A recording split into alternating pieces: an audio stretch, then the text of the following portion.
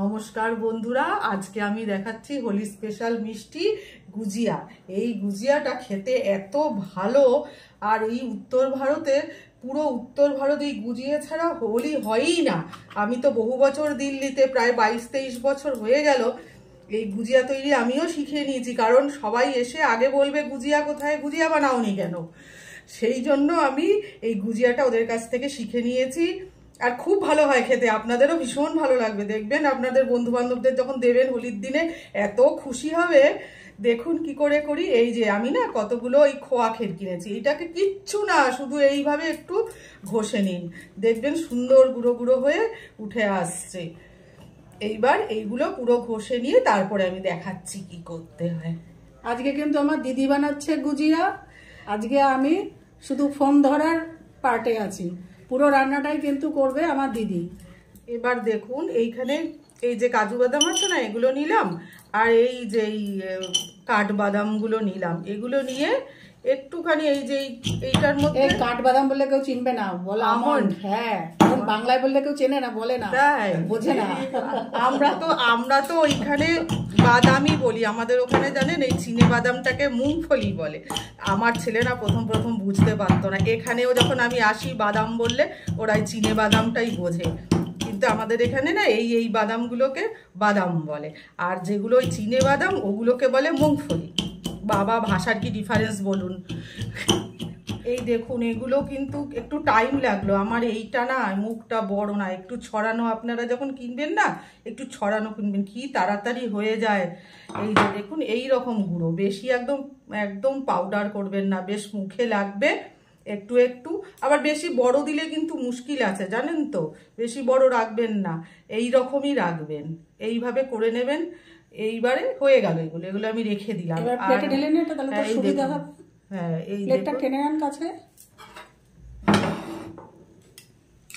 এই যে এইরকম, এইখানে না নিচে একটু গুঁড়ো হয়ে গেছে, এই গুঁড়োটা কিন্তু হওয়া উচিত না, আমার হয়ে গেল, হওয়া উচিত না। আপনারাও দরকার হলে অল্প অল্প করে করবেন, যদি ছোট থাকে ছোট দিয়েই চালিয়ে নেবেন, কি দরকার আর অল্প অল্প করে করবেন, এইরকম রাখবেন, ভালোই হবে। আমার তো বড়টা নেই, আর যেটা বড়টা আছে লোহার, সে বিশাল বড় না, বেশি বড় দিয়ে হয় না, এইটা স্টিলের তো।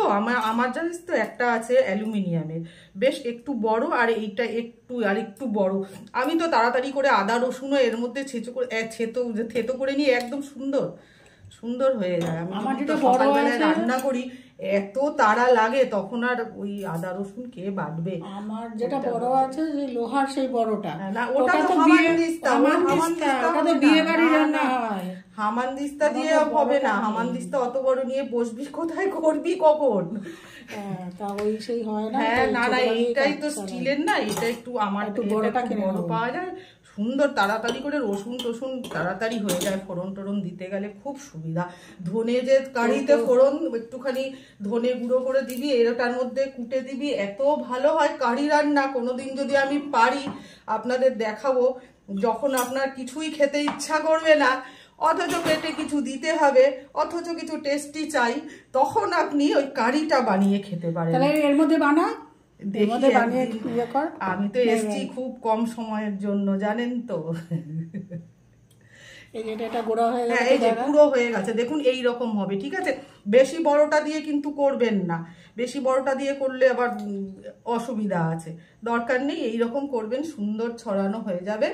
হয়ে গেল, এরপরে আমি পরের জিনিসটা মাপটা বলে দিয়ে কত মাপ যেমন ইচ্ছা, একটু কম বেশি হলে কোনো অসুবিধা নেই, জেনারেলি সমানই হয়, কিন্তু একটু কম বেশি হলেও কোনো অসুবিধে নেই, সেটা একটু অ্যাডজাস্ট করে করা যায়। অত মাপ দিয়ে শেফদের মতন অত মাপামাপি, ও বাবা, আমার পোষায় না,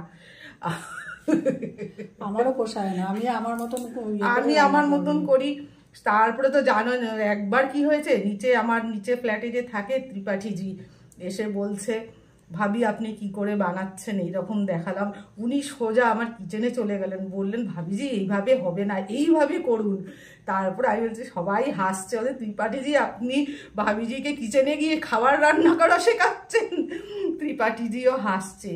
তারপরে পরের বার যখন আমি বানিয়েছি, উনি এসেছিলেন হোলির দিন সন্ধেবেলা, আমি বললাম যে খান ত্রিপাঠীজি, দেখুন আপনিই তো শিখিয়েছেন। তা উনি খেয়ে বললেন, ভাবিজি আমি শেখালাম, আমাকেই হারিয়ে দিলেন আপনি, এত ভালো হয়েছে। আমি বললাম তাই? তা আমি বললাম আপনি শিখিয়েছেন সেই জন্যই হয়েছে। ভীষণ খুশি হয়েছিলেন। উনি তো চলে গেলেন পরে, অন্য জায়গায় ওনার ট্রান্সফার হয়ে গেল। খুব মনে পড়ে ওনাদের কথা, ছোট বাচ্চাটা ছিল, আমাকে খুব ভালোবাসতো। ঠিক আছে, এবার তাহলে আমরা চলে যাচ্ছি পরের স্টেপে। আচ্ছা, কড়াইটা গরম হলে একটু ঘি লাগিয়ে নেবেন। একটু ঘি লাগিয়ে নিলে না একদম লাগে না, আর কোনোভাবেই কোনো কিছু লাগবে না, পুড়বে না, ভালোই হবে। জানেন তো আপনারা, আমি কি শেখাবো আর, আপনারা সব পাকা রাঁধুনি, আমি জানি। হয়েছে, এবার এগুলো দিয়ে দিলাম,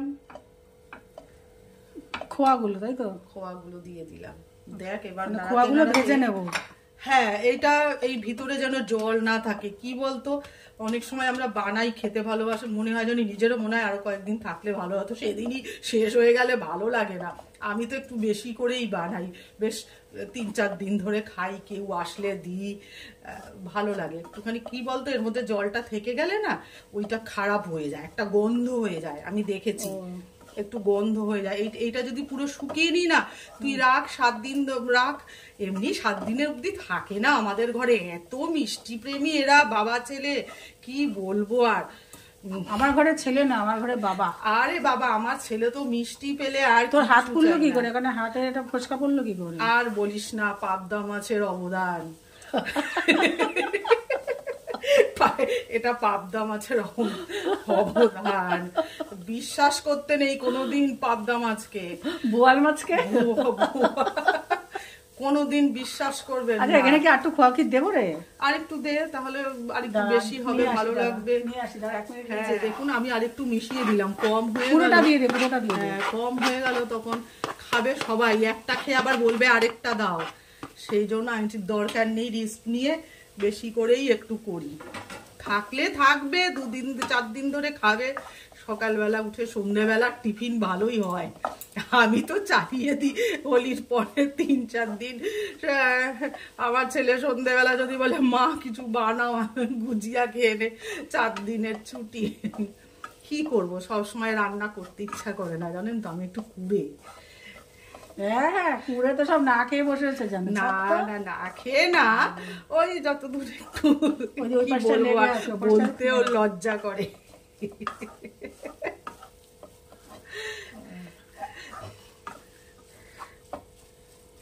বাড়িতে যারা থাকে, যারা হাউস ওয়াইফ, তাদের পরিশ্রম বেশি, বুঝেছো? সেটাকেও বিশ্বাস করতে চায় না, লেগে আছে, এই যে তুই দেখতে পাচ্ছিস না, বিশ্বাস করতে চায় না। আর বিশ্বাস করলেও মনে প্রকাশ করতে চায় না, প্রকাশ করলে অনেক অসুবিধা আছে, সেটা বুঝতে হবে। গ্যাসের ফ্লেম কি বাড়াবো না কম বাড়িয়ে দে, না হলে অনেকক্ষণ টাইম লাগবে। জলগুলো দেখেছিস তো কেমন জল জল সব আছে, এইগুলো সব না শুকালে না গন্ধ হয়ে যায়, রাখা যায় না। ওই অনেকে হোলির দিন আসতে পারে না, বুঝলি তো, তারা আবার 1 দিন পরে, 2 দিন পরে, 3 দিন পরে। আমি তো তাই করি। আমার বান্ধবী আছে না পুনম, সে তো রেগে যায় আমার উপর, তুমি হোলির দিন আসো না। ও আবার ওর হাতের গুজিয়া আমাকে খাওয়াবেই, আবার আমার হাতের গুজিয়া ওর চাই, এই হচ্ছে ব্যাপার। তা আমি হোলির দিন যেতে পারি না, সকালবেলা তো বেরোনো সম্ভবই না। বাবা ছাদের উপর দিয়ে শুধু বালতি বালতি রং ঢালে, জানেন না, রং গোলা জল। তোদের হোলি, আমাদের মানে পরের দিন হয় তোদের। ও বাবা, বেরোলে পরে পুরো রঙিন হয়ে, দেহে মনে রঙিন হয়ে ঘরে ঢুকতে হবে, সেই জন্য আমি আর বেরোই না। শুধু মনে রং লাগালে হবে নাকি? দেহ রং লাগাতে হবে। ওরা দেহ মন দুটোই আপনার রাঙিয়ে দেবে, বুঝলেন তো। কাজেই সেই বেরোই না আমি। ওই সন্ধ্যেবেলা অনেক সময় কেউ হয়তো চলে আসলো, আমার ফ্ল্যাটে যারা প্রতিবেশী আছে তারা চলে আসলো। এবার আমার বান্ধবী যাবে রেগে, তুমি কেন আসোনি? তো ওই পরের দিন হয়তো যাই, বা তারপরের দিন যদি শনি রবি থাকে, ও আবার চাকরি করে, পরের দিন আবার থাকেও না দিনের বেলা। ওই আমি হয়তো 2 দিন পরে গেলাম সন্ধ্যেবেলা, তখন ওই ওরটা আমাকে খাওয়াবে, আবার বলবে কি জানেন তো, তোমার হাতের গুজিয়া তো গোপা খেলাম না।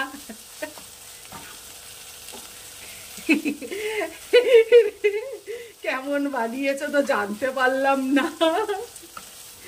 আমি আবার নিয়ে যাই, জানি ও করেছে গুজিয়া, তবু আমি আমারটা নিয়ে যাই, আদান প্রদান হয় স্বাদের আর মনের দুটোই।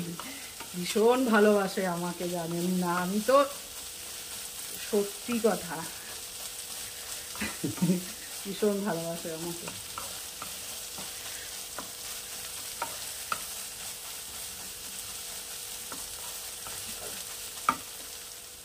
এই দেখুন, এগুলো না এই ভাজতে ভাজতে একটু দানা দানা হয়ে আসবে আর এই ব্রাউন হয়ে আসবে, জলগুলোও শুকিয়ে গেছে, সুন্দর ছাড়া ছাড়া এরকম হয়ে যাবে। কিন্তু একদম লক্ষ্য রাখবেন ভীষণভাবে নিচে যেন লেগে না যায়, পুড়ে গেলেই সর্বনাশ, সব পরিশ্রম ব্যর্থ।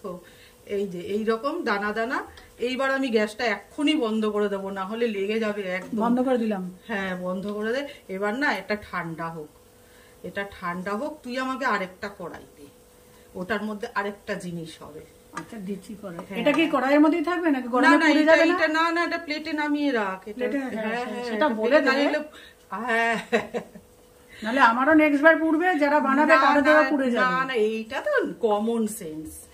আমরা দেখিস না মশলা যখন গরম মশলা টসলা জিরে টনে টনে ভাজি, দেখবি সঙ্গে সঙ্গে আমরা কি করি জানিস তো, ভাজার গন্ধটা যখন বেরোবে সঙ্গে সঙ্গে প্লেটে তুলে রাখি। 1 সেকেন্ড যদি এদিক ওদিক হয় না, পুড়ে যায়, গন্ধ চলে যায়, পোড়া গন্ধ আসে, খেতে তিতো হয়ে যায়। কত যে লক্ষ্য রাখতে হয়। আচ্ছা, তাহলে এবারে বন্ধ করে দিলাম। হ্যাঁ হ্যাঁ, আচ্ছা, কড়াইটা না একটু গরম হয়ে গেলে তারপরে একটু ঘি দেবেন। এই একটু বেশিই দিতে হবে, তবে না সুজিটা সুন্দর ভাজা হয়। এই যে ঘিটা গলে যাক। কতটা আছে রে সুজি? এখানে এক বাটি আছে। 1 বাটি আছে তো, তাহলে আরেকটু ঘি দিন, তাহলে একদম নিশ্চিন্ত, কম পড়বে না। বেশি হলে ক্ষতি নেই, কম হলেই ভালো লাগে না, জানিস তো। ভাজাটাও তো ভালো হয় না তখন, সুজিটা তো ঘি টেনে নেয়। একদিনের ব্যাপার তো, ঘি যদিও খাওয়া উচিত না সবাই আজকাল বলে, কিন্তু ঠিক আছে, চলেগা চলেগা, সব কুছ চলেগা।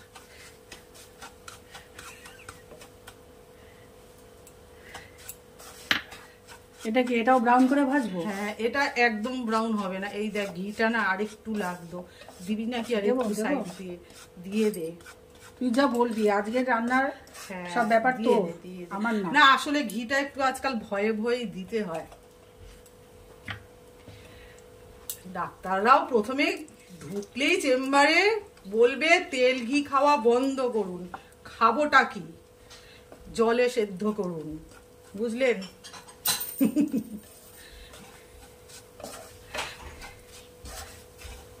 যাই হোক না কেন, আগে বলবে তেল ঘি খাওয়া বন্ধ করুন। কি মুশকিল, আমরা বাঙালি কি যে করি। বেগুন ভাজা ছাড়া একটু চলে বলুন তো?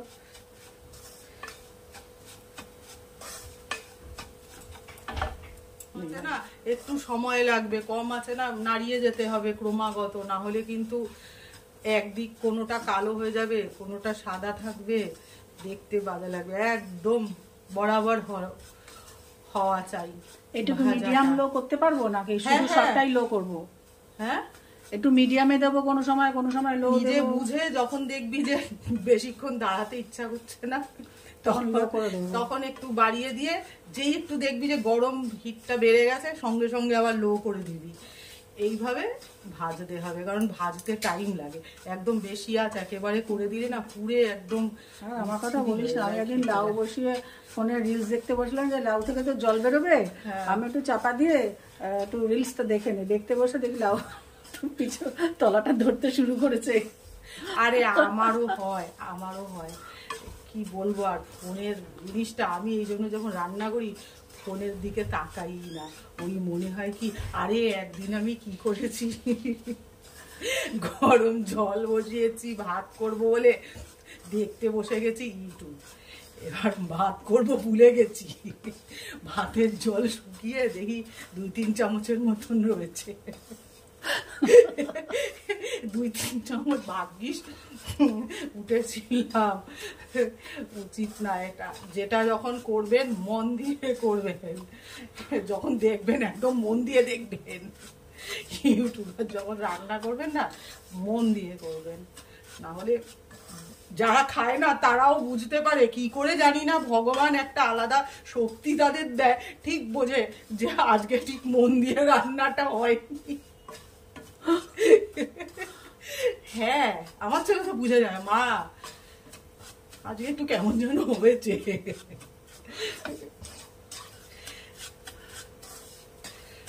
কম কর, আঁচটা একটু কম করে দিতে হবে। ঠিক আছে, আঁচটা আবার কমিয়ে দিলাম। আবার চলে যাচ্ছি পরের স্টেপে।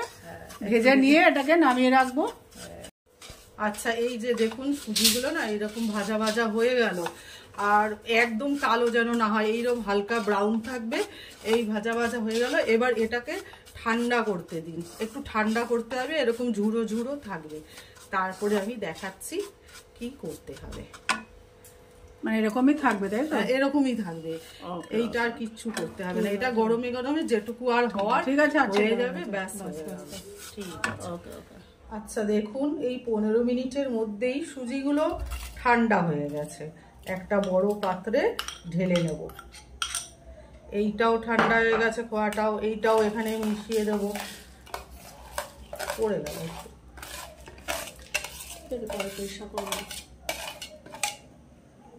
তারপরে এক এক করে এই বাদামের যে গুঁড়োটা, এখানে একটু কিশমিশও মিশিয়ে দিতে পারেন, বাচ্চারা বেশ খুশি হবে মুখে পড়লে।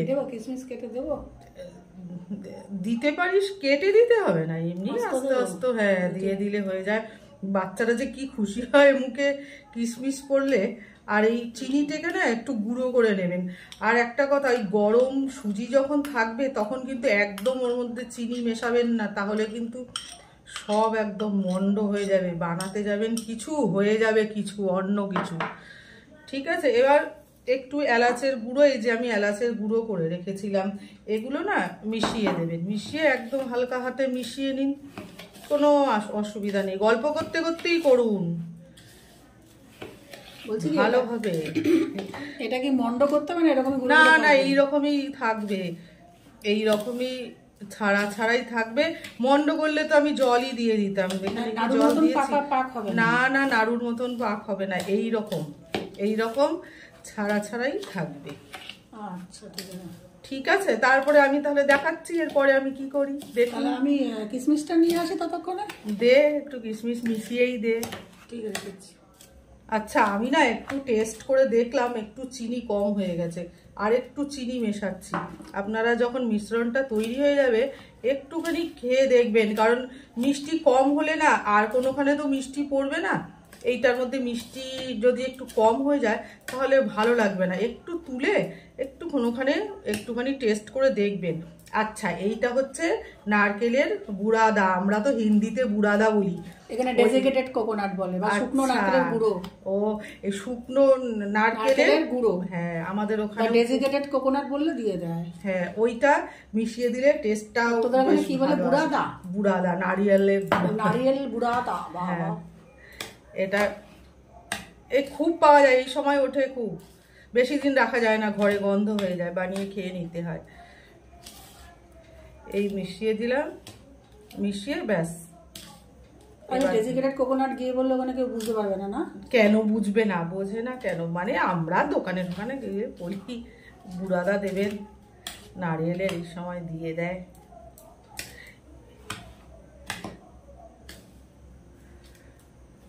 কিশমিশটা দিলাম, কিশমিশটা দিয়ে হ্যাঁ কিশমিশটাও মিশিয়ে দিচ্ছি। এইটাই খেতে, একটা চামচ খেয়ে দেখ কি টেস্ট এটার।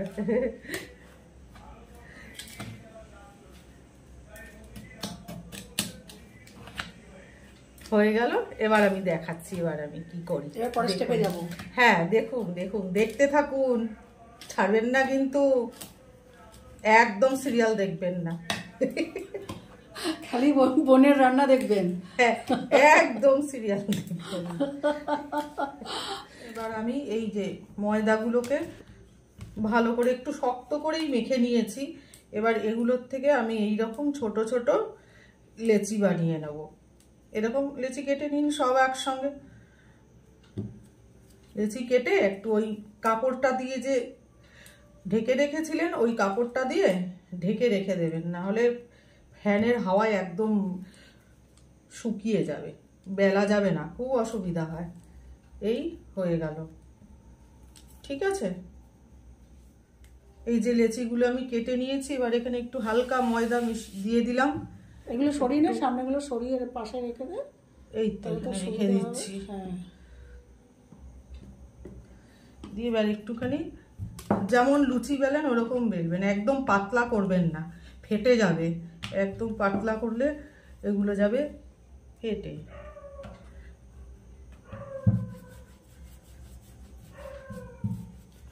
এবারে সেই ডেঞ্জারাস মেশিনটা বল, যেটা খুঁজে পেতে একটা বার করা হলো, মেশিন পাওয়া গেছে। এটা ছোটদা দিয়েছিল পুলি পিঠে করার সময়, কিন্তু খবর পেয়েছিলাম সেটা দিয়ে নাকি ভালো তুলতে পারিস। আমি ভালো তুলতে পারিনি। হ্যাঁ,